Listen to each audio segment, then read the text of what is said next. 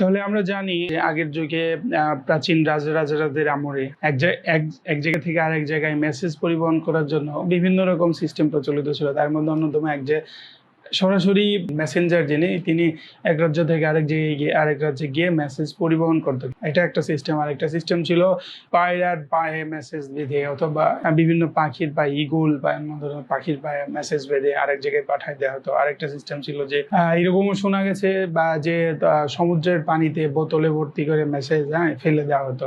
So এটা ছিল আসলে ইললজিক্যাল। এভাবে আসলে মেসেজ সেন্ড করলে যে মেসেজ সঠিক সময় পৌঁছাবে অথবা মেসেজ ঠিক ব্যক্তির কাছেও পৌঁছাবে তার কোনো নিশ্চয়তা থাকে না, এবং এগুলো খুব সময় সাপেক্ষ। সেহেতু প্রাচীনকাল থেকে মানুষ আসলে মেসেজ কিভাবে শর্টেস্ট টাইমে পৌঁছানো যায় এক জায়গায় থেকে আরেক জায়গায় সেটা নিয়ে বিস্তর চিন্তা ভাবনা গবেষণা করছে। কিন্তু 19 শতকের শুরুর দিকে স্যামুয়েল মোর্স যেভাবে চিন্তা করছে, ওনার আগে কেউ ব্যাপারটা চিন্তা করে না এভাবে। এর পিছনে অবশ্যই একটা অন্যতম ইম্পর্টেন্ট কারণ ছিল। আর ইম্পর্টেন্ট কারণ হচ্ছে স্যামুয়েল মোর্স ছিলেন একজন পেইন্টার, যিনি কিনা আমেরিকার রাজধানী ওয়াশিংটনে কাজ করতেছিলেন, এবং তিনি হঠাৎ একদিন বিকেলে একটা মেসেজ পাইলেন যে তৎকালীন প্রচলিত যে মেসেজ ক্যারিং সিস্টেম, অর্থাৎ একজন ঘোড়সাওয়ার একটা মেসেজ নিয়ে আসলো তার গ্রামের বাড়ি থেকে যে তার স্ত্রী অসুস্থ। তো উনি ভাবলেন যে ঠিক আছে, আমার স্ত্রী অসুস্থ, ওকে আমি কাজগুলো গুছাই আগামী কালকে বা পরশুর মধ্যে রওনা করবো আর কি। কিন্তু বাই দ্য মিন টাইম আরেকজন ঘোড়সাওয়ার এসে আরেকটা মেসেজ সেন্ড করলো যে ওনার স্ত্রী অলরেডি মারা গেছে। ওই মেসেজ শোনার পরেও যখন বাসার উদ্দেশ্যে রওনা হলেন, তো বাই দিস টাইম বাসায় গিয়ে দেখলেন যে ওনার স্ত্রীকে অলরেডি দাফন করা হয়ে গেছে। তো ব্যাপারটা উনি আসলে মেনে নিতে পারেন না। উনি চিন্তা করলেন যে মেসেজ এমন কিভাবে সেন্ড করা যেতে পারে যাতে করে খুব অল্প সময়ে এবং এফিসিয়েন্টলি ভাবে মেসেজ এক জায়গা থেকে আরেক জায়গায় পাঠানো যাবে। অ্যাটলিস্ট খুব কম কথা হলো ইম্পর্টেন্ট মেসেজটা পাঠানো সম্ভব হবে। এবং এই ধারণা থেকেই উনি বিস্তর গবেষণা শুরু করেন এবং এক পর্যায়ে আবিষ্কৃত হয় মোর্স কোড, যেটা কিনা বলা যায় যে আধুনিক কমিউনিকেশন সিস্টেমের সূচনা করে। আধুনিক কমিউনিকেশন সিস্টেম মূলত সূচনা হয় টেলিগ্রাফের মাধ্যমে। বেসিক্যালি টেলিগ্রাফের ল্যাঙ্গুয়েজে ছিল হচ্ছে মোর্স কোড। আসসালামু আলাইকুম, সবাই কেমন আছেন? আজকের নতুন ভিডিওতে আপনাদের সবাইকে আমি আরিফ স্বাগতম জানাই। আজকে আমরা আলোচনা করব মোর্স কোড বা টেলিগ্রাফি নিয়ে। আচ্ছা, বলে রাখা ভালো যে আপনারা যদি আমার চ্যানেলে নতুন হয়ে থাকেন তাহলে প্লিজ চ্যানেলটি সাবস্ক্রাইব করতে ভুলবেন না। আর অলরেডি যদি সাবস্ক্রাইব করে থাকেন তাহলে অনেক ধন্যবাদ।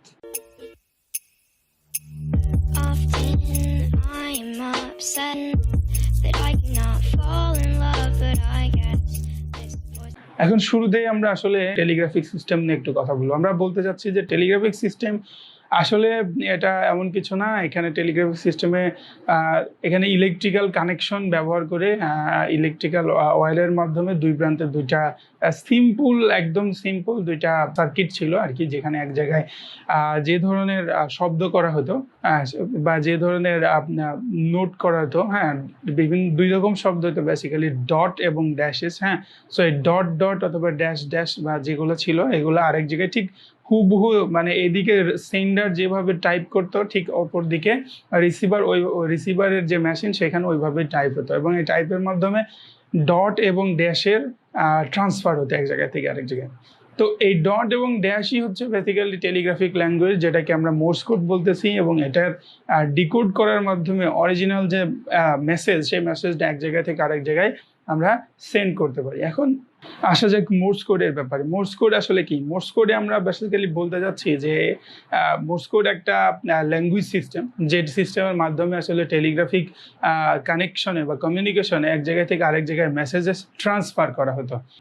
এই কমিউনিকেশন সিস্টেমে বেসিক্যালি ডট এবং ড্যাশ ইনক্লুডেড ছিল। ডট ছিল একটা সিঙ্গেল বিপ, এবং ড্যাশ ছিল বেসিক্যালি 3টা ডটের সমান, এবং এদের মাঝখানে যে গ্যাপ ছিল সেই গ্যাপের মান ছিল একটা ডটের সমান। তাহলে এই ডট এবং ড্যাশের মাধ্যমে স্যামুয়েল মোর্স প্রথমত সবগুলো ইংরেজি অক্ষর সেগুলোর একটা সিম্বলিক রূপ দান করেন, এবং ওনারা যখন এই সিম্বলিক রূপ দান করা শুরু করেন তখন প্রথমে চিন্তা করেন যে ইংরেজি যে অ্যালফাবেট আছে এর মধ্যে সবচেয়ে বেশি ব্যবহৃত হয় ই অ্যালফাবেট, ই অক্ষরটা। তো ই অক্ষর যেহেতু সবচেয়ে বেশি ব্যবহৃত হয়, এই জন্য ই অক্ষরটাকে most simplified form of Morse code দেওয়া হয়, অর্থাৎ অনলি একটা ডট দিয়ে ই অক্ষরটাকে রিপ্রেজেন্ট করা, এবং বাকি যেগুলো কম ইউজ করা হয় সেগুলো কম্পারেটিভলি মোর্স কোডের রূপটা একটু জটিল হয়ে যায়। তো যাই হোক, এই ফর্মের মাধ্যমে প্রথম ইনফরমেশন আদান প্রদান করা হয়। বলে রাখা ভালো, পরবর্তীতে 1840 সালে স্যামুয়েল মোর্স এই যে মোর্স কোড আবিষ্কার করেন, এটা ছিল হচ্ছে 1836 সালে। এবং তবে উল্লেখ্য যে এখানে 1836 সালে স্যামুয়েল মোর্সের ইনভেন্টেড মোর্স কোডের মধ্যে কেবলমাত্র শুধুমাত্র কি ছিল, লেটার্স ছিল। হ্যাঁ, এখানে কোনো সিম্বল অথবা নাম্বারস এগুলো ছিল না। পরবর্তীতে 1840 সালে আলফ্রেড ভেইল নামে আরেকজন বিজ্ঞানী, যিনি স্যামুয়েল মোর্সের সহযোগী ছিলেন, তিনি এই যে লেটার্স এবং সাইন আর কি, বিভিন্ন চিহ্ন, কোলন, সেমিকোলন, দাড়ি, এগুলোর জন্য মোর্স কোড ইনভেন্ট করেন, এবং এগুলো কম্বাইন্ড করেই কমপ্লিট একটা মোর্স কোডের প্যাকেজ পরিণত হয়। এখন আমরা আসলে কিছু মোর্স কোডের এক্সাম্পল দেখব। আমরা বোঝার সুবিধার্থে প্রথমত আমরা কয়েকটা মানে খুব প্রচলিত যে মোর্স অ্যালফাবেটের যে বিপ, সেগুলো আমরা শোনাচ্ছি। আপনারা শুনতেছেন এ, বি, সি, ডি, ই, এস, এম, ও। তাহলে এখন আমি যদি আপনাদের পাশাপাশি এগুলো একসাথে বাজায় শোনাই, তাহলে আপনারা ব্যাপারটা একটু বুঝতে পারবেন। তাহলে আমরা শুরুতেই খুব প্রচলিত একটা টোন, যেটা কিনা আসলে নোকিয়া মোবাইলের একটা ডিফল্ট মেসেজ টোন ছিল, যেটাতে অনেকটা এরকম ছিল, টু টু টু টু টু টু টু টু এরকম আর কি। আমি এটা একটু বাজাই দেখ। যদি এটা মোর্স কোডের সাথে কম্বাইন করেন, তাহলে দেখবেন যে এটা, এই শব্দটা দিয়ে বেসিক্যালি মোর্স কোডের মাধ্যমে যে SMS তিনটা অ্যালফাবেট বোঝানো হয়েছে সেটাই রিপ্রেজেন্ট করে। অর্থাৎ এই শব্দটা ইজ ইট সেলফ SMS শব্দটাকে রিপ্রেজেন্ট করে। এখন এটা ছিল একটা এক্সাম্পল। এখন বলে রাখা ভালো, তাহলে আপনি কি যে আপনার যে ধরনের ইনফরমেশন আপনি আরেক জায়গায় সেন্ড করতে চাবেন, হ্যাঁ, সে ধরনের ইনফরমেশন এখানে যদি মানে টেলিগ্রাফের এক প্রান্তে আপনি ইনকোড করেন, আরেক প্রান্তে ঠিক এই ডট ডটগুলো ডিকোড হবে, এবং কি করবে আরেকজন সেটাকে ডিকোড করার মাধ্যমে মোর্স কোড থেকে অরিজিনাল ল্যাঙ্গুয়েজে ট্রান্সফার করে ফেলতে পারবে, এবং এর মাধ্যমে ইনফরমেশনটা এক জায়গা থেকে আরেক জায়গায় ট্রান্সফার হতে পারবে। এখন খুব ইন্টারেস্টিং একটা ফ্যাক্ট হলো যে এই মোর্স কোডের ইনভেন্ট সবার আগে হলো, কিন্তু মোর্স কোড এখনো মানে অব্যবহৃত হয়ে যায়নি। হ্যাঁ, মোর্স কোডের গুরুত্ব সারা পৃথিবীব্যাপী এখনো অনেক বেশি বিরাজমান।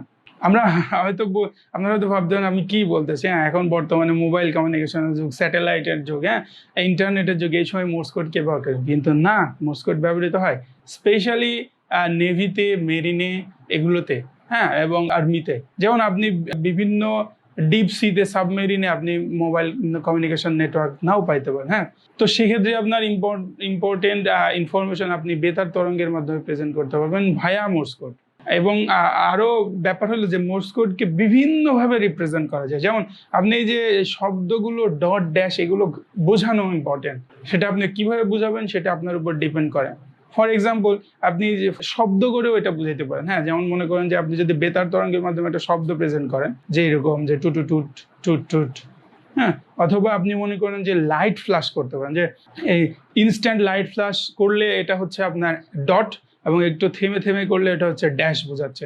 সো এই লাইট ফ্ল্যাশের মাধ্যমেও কিন্তু আপনি মোর্স কোডের মাধ্যমে ইনফরমেশন সেন্ড করতে পারেন। আবার অনেক সময় এমন হতে পারে যে আসলে কথা বলতে পারে না, যেমন একজন বধির মানুষ যে কিনা কথা বলতে পারে না, সেই কিন্তু তার এই আই ব্লিঙ্কের মাধ্যমে, হ্যাঁ, চোখের পাতা ফেলার মাধ্যমে কিন্তু সেই মোর্স কোডের ইনফরমেশন প্রেজেন্ট করতে পারে। মানে অর্থাৎ আমি বলতে চাচ্ছি যে দ্রুত পাতা ফেললে এটা হচ্ছে ডট, এবং যদি থেমে থেমে পাতা ফেলে সেটা হচ্ছে ড্যাশ।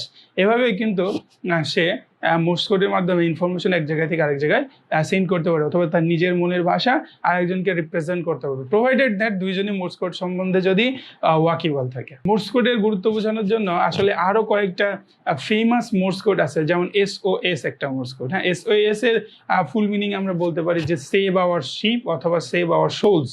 অর্থাৎ কেউ যদি ডিপসি প্রবলেমে পড়ে যায়, কোনো একটা বিপদে পড়লো, হ্যাঁ, তো সে ডিপসি থেকে তার কাছে যদি কোনো লাইট থাকে, যে লাইট প্রেস করার মাধ্যমে মোর্স কোডের মাধ্যমে ইনফরমেশন, এই যে সেভ আওয়ার সোলস যেটা, অর্থাৎ এটা যদি প্রেজেন্ট করে, হ্যাঁ, তো তাহলে কি হবে যে আরেকজন দূরে থেকে যদি কেউ দেখে, অবশ্যই আমরা জানি যে সকল নাবিকরা এই মোর্স কোড সম্বন্ধে ওয়াকিবহাল।